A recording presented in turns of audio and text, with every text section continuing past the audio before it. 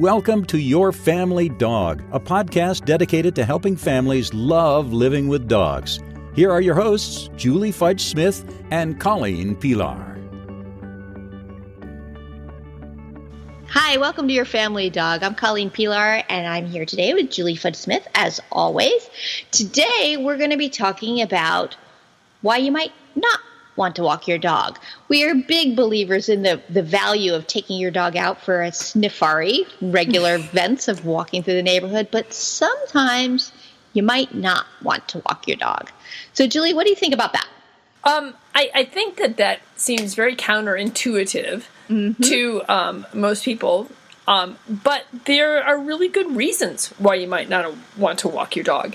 The first one that comes to mind, at least in this household, is we have a Bernese Mountain Dog, and they have a coat which sort of doubles as a blanket, and it's very hard for Little Bear in the summer to go for a walk during the day. It's just, I feel like if I were to take him out in the heat of the day, we would really be risking heat stroke for him.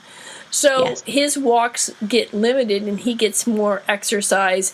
Our yard has a great deal of shade, so we may play with him in the yard. There's always a lot of water available. And if we do go for a walk, it's always late in the afternoon after the heat of the day. And we'll take him up. There's a park next door to us that is on a little hill called Sugarloaf. It's a wannabe hill, really. Seriously, it's not Sugarloaf. It's an Ohio version of a hill. Yeah, it's trying really, really hard. It's got great aspirations with the name of Sugarloaf, but it's heavily treed, and it's very cool, and there's lots of breezes. So that's a great place to take the dogs on a hotter day, because I know it's going to be a temperature at which he can probably do fine in the afternoon, but I'm very careful about that. So that's one reason, is that heat may be a huge determining factor for the type of dog that you have. Yes. Heat is definitely a factor, and it's something that's real easy to forget. Yes. That we just don't realize how hot they're getting and how easily they could go into heat stroke. One of the things about heat, too, I was just going to say that I talk about this in my blog on what I saw at the farmer's market, is that during the summer, people love to take their dog down to our local farmer's market. And what I tell them is, put the back of your hand on the pavement. If you cannot leave it there for the full count of 3 to 5 seconds, it's too hot for your dog's pads, and he should not go out. Yes, so, which is a lot of the time. It's too hot for that. I mean, a lot of the time. So heat is a very good reason not to walk your dog.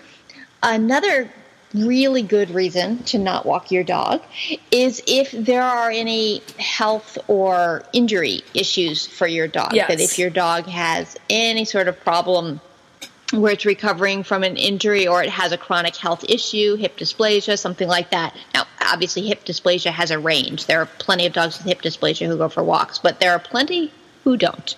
Yes. So really recognizing what is within your dog's ability, whether or not we want to get out and go through the neighborhood. One side note on this is I have a hip issue of my own, and I went through a period of time when my hip was really bad that I walked really close to my house in just repeated circles, because I never wanted to be more than, really a third of a mile from my house. Because if my hip was going to flare up, I did not want to find that I was a mile and a half out on a walk coming back. So recognizing with your dog, too, is there going to be a time when you're going to want to get home quickly? Can you get home quickly? So for any sort of health or injury reason, that's a reason to perhaps not walk your dog. Right. Well, I remember when Buckley, our first burner, was when he was first diagnosed with cancer, and as he was undergoing chemo and starting to come back, I mean, even things like he so wanted to go down to the bus and meet the kids getting off the bus, and that was a 3/4 of a block away. But at 115 pounds, even at 3/4 of a block, I couldn't carry him home. So we started out with, we walked partway down, and he waited for the kids and then could walk back. And eventually we worked up to him being able to walk down and back. So, it can be just, I like the fact that you talked about, staying close to home, to make it something that he can achieve. And he was so excited when he could finally walk all the way down to the block. And So it's the kind of thing that to keep in mind realistic goals if there's a health issue.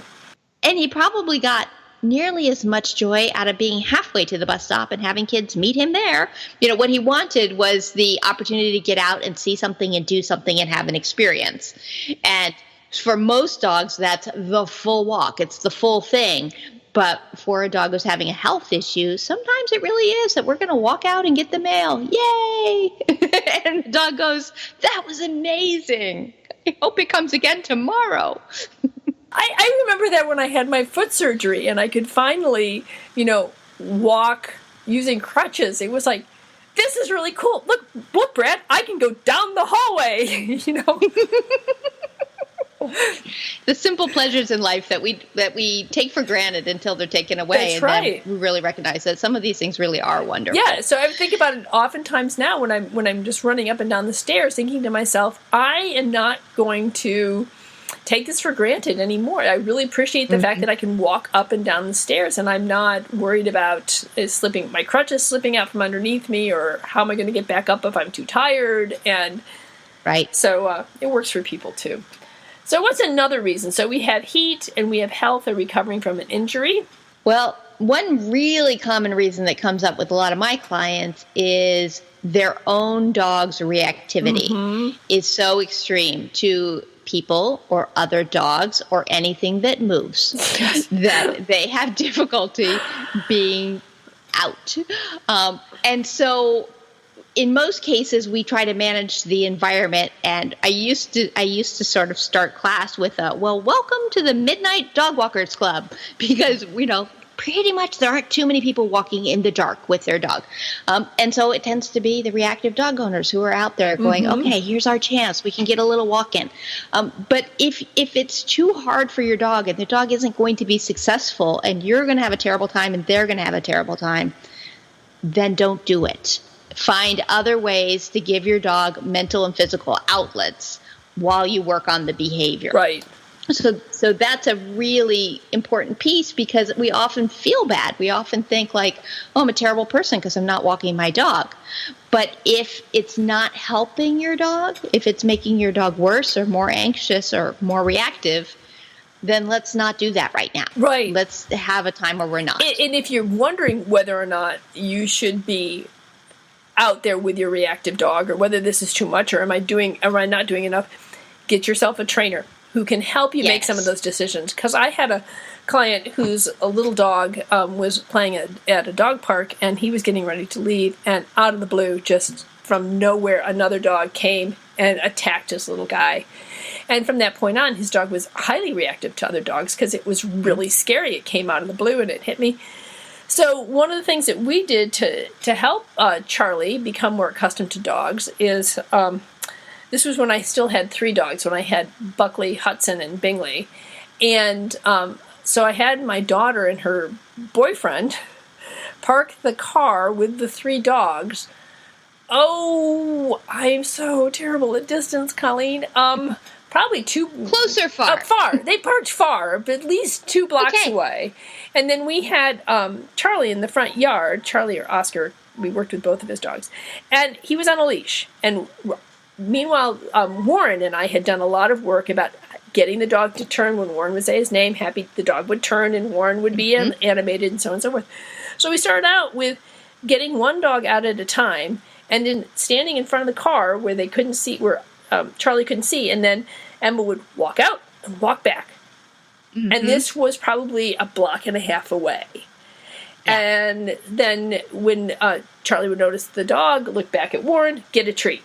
And we did this with all 3 dogs, and then we did it from, we shortened up the distance until finally Charlie could be in the front yard, and one of my dogs could actually walk by down on the street, and he wouldn't react. He would turn back to Warren. It took us a while to get there, but now he can actually take his dogs for a walk because he's got a strategy, and he would see, he ever so slowly conditioned him to say, okay, most dogs here are not a big deal. They're just over there, but there is one part of his neighborhood with a highly reactive dog that rushes the fence every time, and we just don't walk there because it's too much for his dog. So he can walk the entire neighborhood except for that one corner. And he's happy with that. Right. And that brings up one other variable in which you might not want to walk dogs, which is it safe to walk in your neighborhood? In that case, that dog is presumably behind a fence in a yard, and so it's just that Charlie doesn't want to walk past this yard. He's technically safe. He's just being threatened from behind a fence. But there are a lot of neighborhoods where there are many loose dogs. And if dogs are coming running out at your dog and you while you're walking your dog, that can be a really unsafe environment too. Yes, it can. So it may not be a great idea to strap on a leash and walk outside and put your dog into that situation or yourself into that situation on a regular basis. Right, and just because the dog's on an invisible fence does not mean he's not going to blast through that invisible fence and come after your dog. I've seen that too many times as well. So one of the things I recommend in that case is because who wants your dog to be attacked by another dog, which would then cause your dog, which is what happened to poor little Charlie, cause him to be therefore reactive. Put your dog in the car and drive to a neighborhood that you know doesn't have a lot of loose dogs and walk there. It may not be ideal, but the problem is, as we've talked before, you cannot change other people's behaviors.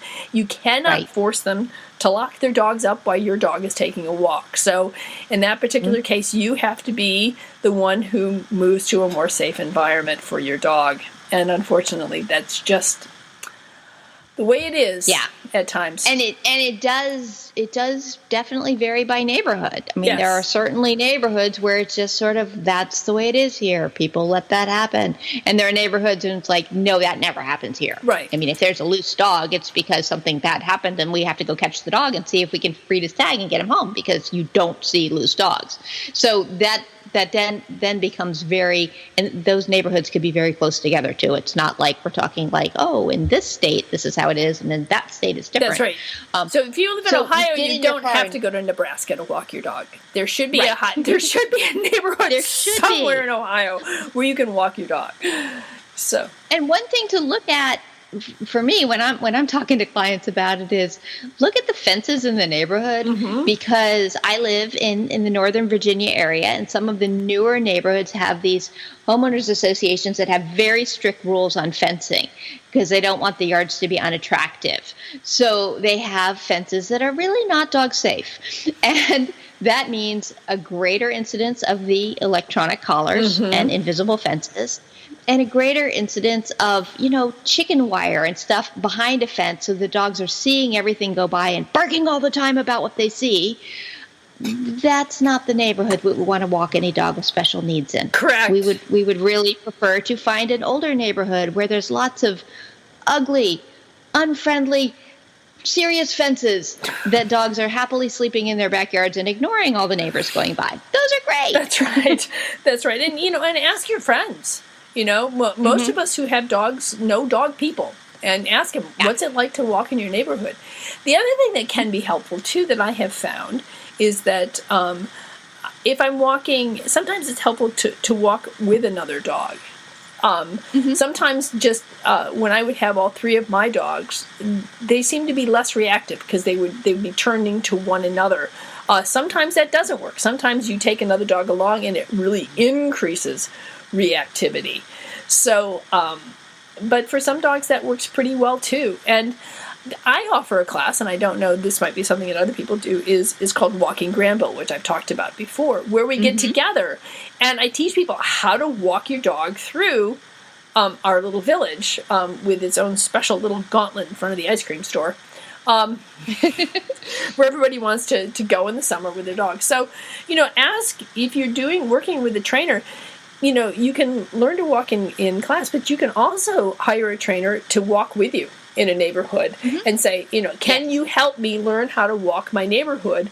And how do I handle this particular incident over here? And, sometimes the best way to handle that is the same way we did in Charlie's neighborhood, which is we're just not going to walk around that corner because it's just not worth the anxiety that it causes Charlie. It's just too reminiscent of the trauma that he experienced.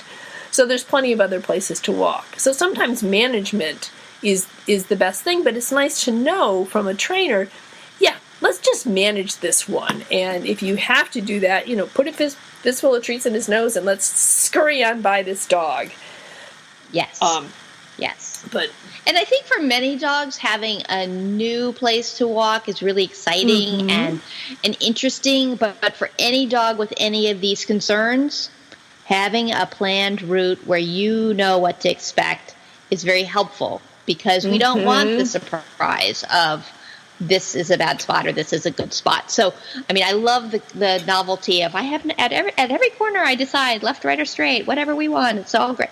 Terrific. Wonderful. Unless you have a dog with issues. In which case, know where you're going. Know what's ahead. Know what's behind. Know what to expect. Because it makes a huge difference. But I think it's wonderful to walk your dog. But if you don't walk your dog, then we just need to be looking at how are we giving this dog all of the mental and physical outlets that it needs. And that is doable. It really is doable. It is. It's not as easy, but it's doable. So it's okay to not walk your dog as long as we're still providing a really great quality of life for your dog that has all of those outlets. Right. Including, because you can do intelligence toys in your yard. You can do them in the house. You can play hide-and-go-seek games. There's all different kinds of things you can do to really enrich your dog's life. The other thing I wanted to say is that having a planned route is really good, not just for reactive dogs, but it's also good for dogs that have other issues like they're blind or they're deaf, so that they have a predictable route. And I'm just going to check my P-mail on these 3 posts, and especially for blind dogs, it can be extraordinarily scary to be in a new environment. But if we have a planned route that I know we're going to go on, it then allows you to successfully walk a dog with physical issues, not just behavioral issues. Yes. Sounds like we've kind of wrapped up the subject. I think so. What do you think? I think so. I think that it's just important to understand that having a dog that has special needs may require that you walk in special ways. That you either, limit the amount of walk, have a special route that you know is going to be successful for him, or maybe we just don't walk because we're too old or we're too sick or we're just too reactive or our neighborhood is too difficult. So we're going to provide you with a lot of other ways in which you can have mental or physical stimulation. You can even in your own backyard, if you need to give your dog some physical activities, set up some of those little agility courses we talked about in some of our other ones. Put a couple of broomsticks over some buckets, give him a hula hoop to run through, have him work through a ladder, walk on a board. Or even doing the scent trails, or even just flinging treats around that the dog runs around and finds. There's so many really simple things that just would make your dog go, yay! Yes, and especially the scent trail. I kind of like that one because most dogs want to go out for a sniffari, as you would say. So if you can't take them out for one, then provide them with their own personalized sniffari in the backyard. Yeah, so we'll put a link to that episode with the scent trail tips from Wendy, and we'll link that in case anyone wants to go back and learn how to create a scent trail in their own backyard or their living room or wherever you want to create a scent trail. That's right. To give your dog a little bit of a fun activity if you cannot walk your dog. If you can walk your dog, please do walk your dog. Yes. But if you can't walk your dog, that is okay. Let's just find ways to make your dog have a really great life. Right. And I think we should also link then back again to our podcast on intelligence toys as a reminder of some of the things that you can do for your dog. So, all right. The only thing I think we want to add is if you like us, please tell a friend and give us a review on iTunes. And we have some great places that we are now being listened to, like India. And let me think, some of the other places that came up. Spain. We have a listener in Spain, which I thought was pretty exciting. And so if you want to leave us a message, please do so. Call or send us an email. We'd love to hear from you. And if you have any questions or suggestions, we'd love to hear that. So, see you next week. See you next week. Thanks, Colleen. Thanks for listening to Your Family Dog. Got questions? Interesting ideas? Colleen and Julie would love to hear them. Call 614-349-1661 or visit www.yourfamilydogpodcast.com to share your thoughts. Have you visited our website lately? In addition to our previous episodes, we also have a list of resources that you and your dog may enjoy. Check it out at yourfamilydogpodcast.com.